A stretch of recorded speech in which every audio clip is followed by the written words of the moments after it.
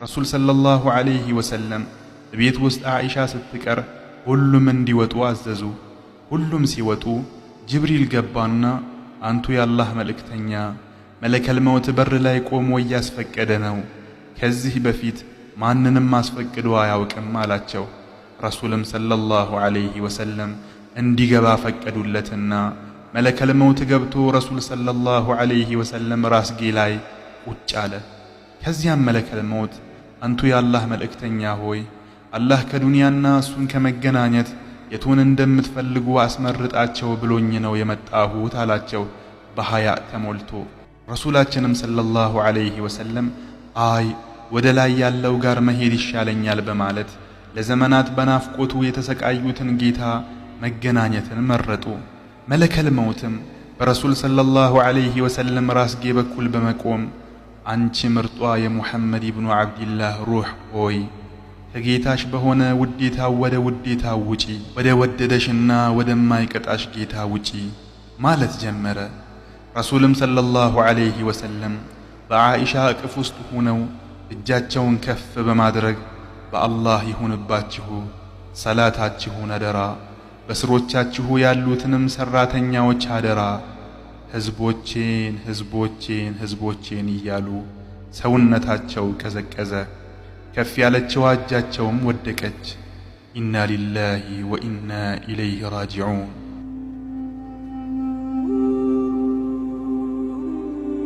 ረሱል ሰለላሁ ዐለይሂ ወሰለም ሞቱ።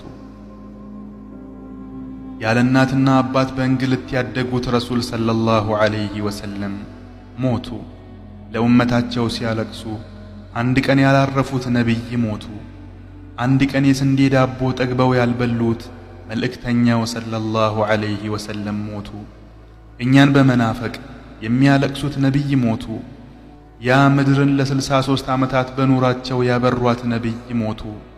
ያ ለኛ ሂዳያ ብለው የተጠሙት ነቢይ ሞቱ። እኒያ ለኛ ሂዳያ ብለው በድንጋይ የተፈነከቱት ነቢይ ሞቱ። ያ ምስኪን ነቢይ ሞቱ። የዓይናችን ማረፊያ ሞቱ። የፋጢማ አባት ሞቱ።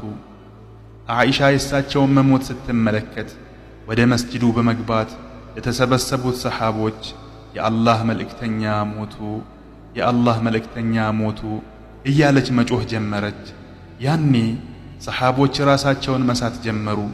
ከእሳቸው በኋላ ያለውን ኑሮ ሲያስቡት ስሜቶቻቸውን መቋቋም አቃታቸው። ግማሹ ራሱን ስቶ ይወድቃል።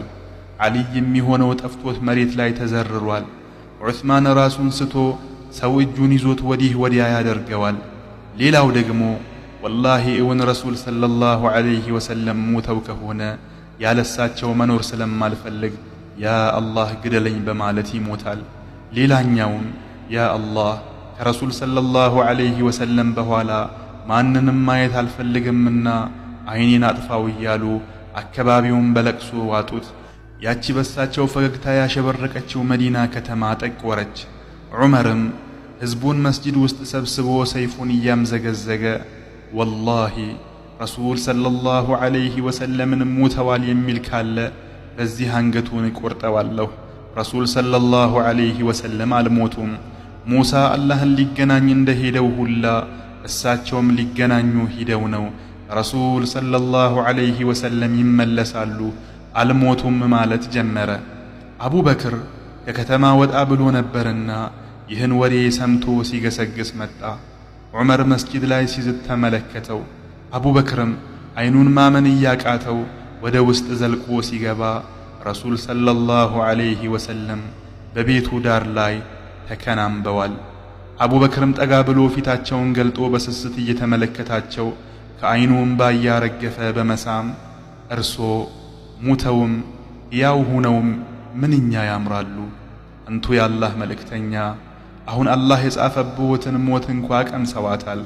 ካሁን በኋላ ሞት የሚባል ነገር የለብዎትም ብሎ ፊታቸውን ሸፍኖ ሰውን ሊያረጋጋ መስጂድ ገባ።